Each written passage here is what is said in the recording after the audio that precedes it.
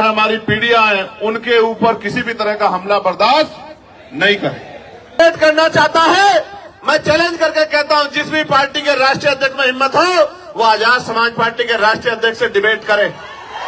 सामान्य डिबेट में इसलिए नहीं जाता क्योंकि आजकल चैनलों पर डिबेट का अस्त्र खत्म हो गया है।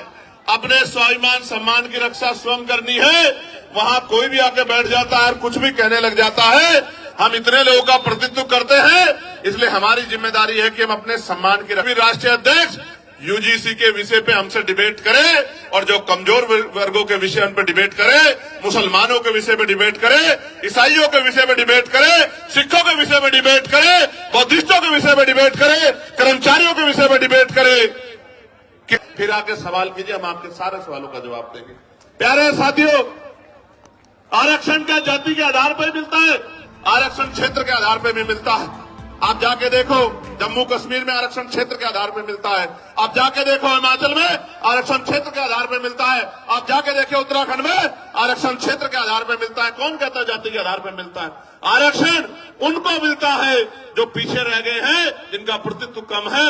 और इस देश का मैं गारंटी से कहता हूं, कास्ट सेंसस करा के आप लोग डेटा उठा के लाइए, आइए डिबेट कीजिए और बताइए आपकी संख्या कम है। मैं गारंटी देता हूं, मैं चंद्रशेखर आजाद जो लोकसभा का सदस्य है और आजाद समाज पार्टी भीमान में कार्यकर्ता में वचन दे कहता हूं, अगर किसी विभाग में आपका आरक्षण कम हुआ, चाहे वो विधानसभा हो या लोकसभा हो या कोई भी विभाग हो, अगर आपका आरक्षण आपका प्रतिशत कम हुआ, मैं वचन देकर कहता हूं कि दलित पिछड़ों की लड़ाई को पीछे छोड़ के पहले आपकी लड़ाई लड़ने का काम करेंगे। इस बात का मैं आपको विश्वास दिलाता हूं। मैं संविधान को मानने वाला व्यक्ति हूं, न्यायप्रिय व्यक्ति हूं, इसलिए आपसे कह रहा हूं।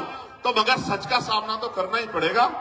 इस देश में अगर आरक्षण आया सबसे पहले तो 1902 में आया, जिसको छत्रपति साहू जी महाराज ने लागू किया, किसी और ने लागू नहीं किया। कुर्मी वंश के छत्रपति साहू जी महाराज ने लागू किया, उससे पहले तमाम न्यायप्रिय लोगों पे था अवसर, उन्होंने लागू नहीं। इस देश में अगर वोटिंग राइट मिला, इस देश के बहुसंख्यक लोगों को, बालिग लोगों को वयस्क मताधिकार मिला, सार्वभौमिक मताधिकार मिला, इसका श्रेय अगर किसी को जाता है तो वो बाबा साहब अम्बेडकर को जाता है। आपको इतिहास पढ़ना चाहिए। 1919 से पहले इस देश में बहुत कम % लोग वोट करते थे। मॉन्टेगो चैनफोर्ड सुधार समिति बनी और सुधार समिति ने नए पैमाने तय किए कि वोट देने का अधिकार उनको मिले जो जमींदार हैं, जो भूमि जिनके पास बड़ी संख्या में है, जो लगान देते हैं, जो टैक्स देते हैं, जो बहुत पढ़े लिखे हैं, जो पूंजीपति हैं, जिन पर व्यापार है। आप इतिहास उठा के देखो, जिन्होंने ने आंख ही या जिनको अपने अधिकारों का पता ही संविधान के आने के बाद लगा है, उनकी संख्या कितनी रही होगी, आप इस बात को महसूस करके देखें। तो इसलिए मैं कह रहा हूं कि कुछ भी मांगने से नहीं मिला है। भारत ऐसा देश है जहां बाबा साहब अम्बेडकर ने जिस तरह आज हम इकट्ठा हुए, बहिष्कृत हितकारिणी महासभा के बैनर तले ज्ञापन दिया। उस ज्ञापन के बाद साइमन कमीशन भारत आया और साइमन कमीशन जब भारत आया, उनकी रिपोर्टों के आधार पर गोलमेज कॉन्फ्रेंस हुई और तीनों गोलमेज कॉन्फ्रेंस के बाद बाबा साहब अम्बेडकर ने यह सुनिश्चित करवाया कि कमजोर वर्गों के लोगों को भी वोट का अधिकार मिलना चाहिए।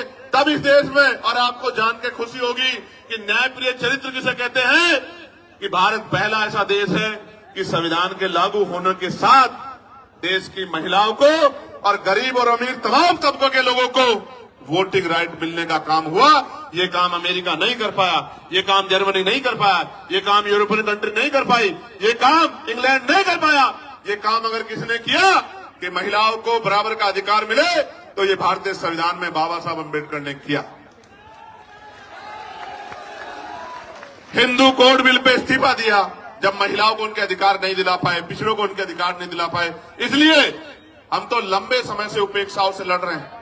मैं बात आपको क्यों बता रहा हूं?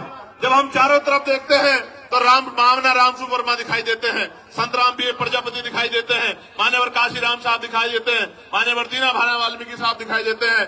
जब हम चारों तरफ देखते हैं, संत गाडगे जी महाराज दिखाई देते हैं, नारायणा गुरु दिखाई देते हैं। जब हम चारों तरफ देखते हैं, बाबू श्री दयाल चौरसिया दिखाई देते हैं, परमानंद लोधी जी दिखाई देते हैं, अवंतिका बाई लोधी जी दिखाई देती है, जलकारी बाई दिखाई देती है, तमाम हमारे महापुरुष और वीरांगनाएं दिखाई देती हैं।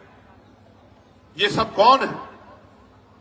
इन्होंने हमारी बस्ती में जन्म नहीं लिया, इन्होंने हमारे जिले में जन्म नहीं लिया, इन्होंने हमारे प्रदेश में जन्म नहीं लिया, मगर हम अपने मां बाप से ज्यादा इनका सम्मान करते हैं और इनके सम्मान पे खून की बूंद बूंद लगा सकते हैं। उसका कारण क्या है आप जानिए। उनका कारण ये है कि इन महापुरुषों ने अपने बच्चों को भी पीछे छोड़ दिया, इन्होंने हमारे लिए अपना पूरा जीवन जिया। इनकी वजह से आज हमें अधिकार मिले। इसका मैं उदाहरण बताता हूं। बाबा साहब अम्बेडकर ने अपने जीवन में 3 लोगों को गुरु माना। धार्मिक गुरु उन्होंने, न्यायिक गुरु के तौर पे उन्होंने महामानव तथागत बुद्ध को अपना गुरु माना। शिक्षा के क्षेत्र में उन्होंने राष्ट्रपिता ज्योतिबा फुले को अपना गुरु माना और अंधविश्वास पाखंडवाद को यानी कि विज्ञानवाद के तर्क के आधार पर बात करने के लिए उन्होंने गुरु कबीर जी को अपना गुरु माना। आप समझो, बाबा साहब ने राष्ट्रपिता ज्योतिबा फुले को गुरु माना, उनके दिखाए रास्ते पे चले, साहू जी महाराज के रास्ते पे चले। इसी वजह से वो सामाजिक न्याय की बात को मजबूती से रख पाए। कहां थे लोग जब इस देश में स्तन टैक्स लिया जाता था? कहां थे लोग इस देश में जब विधवा विवाह रोका गया था? कहां थे जब सती प्रथाएं होती थी? कौन खड़ा था इस बात को लड़ने के लिए जब महिलाओं को जिंदा जला दिया जाता था? वही महापुरुष खड़े थे जो समझते थे कि हर व्यक्ति के जीवन का मूल्य क्या है। प्यारे साथियों, बात मैं आपको क्यों बता रहा हूं कि हमारी पार्टी के नेता ये बात कर रहे थे कि भाई चंद्रशेखर आजाद पिछड़े वर्ग के लिए मैदान में आए, कोई नहीं आता। मैं उनको कहना चाहता हूं कि आप पिछड़े नहीं हैं, आप हमारे भाई हैं, हमसे पिछड़े हुए हैं। आप पिछड़े नहीं हैं, हम सब लोग पिछड़े हैं। आप हमारा परिवार हो, हमारे भाई हो, बस पिछड़े हुए हो, उन पिछड़ों को इकट्ठा करने के लिए हम लोग निकले। और आप ही नहीं, हर पीड़ित, शोषित, वंचित, किसान, कमेरा, वो चाहे बौद्ध हो, सिख हो, सामान्य जाति का भी कोई गरीब है, शोषित है, उसको भी हमारा अपना है, उसके लिए भी हम लोग खड़े हैं। मुस्लिम समाज के लोग, क्या हालत आज आपने देश में देखा? मजारें गिर रही हैं, खानकाहें तोड़ी जा रही हैं, मस्जिदों में बुलडोजर चल रहा है। और अयोध्या में क्या हुआ? जिस व्यक्ति पे आरोप लगा के उसका घर तोड़ दिया, उसको बंद रखा, कोर्ट ने उसको बरी कर दिया। अगर हिम्मत है तो मुख्यमंत्री माफी मांगे अपनी बात के लिए, जो बात उन्होंने असेंबली में खड़े होकर कही थी कि इस धर्म के लोग गुंडागर्दी करते हैं। मैं आपको खुद बताना चाहता हूं,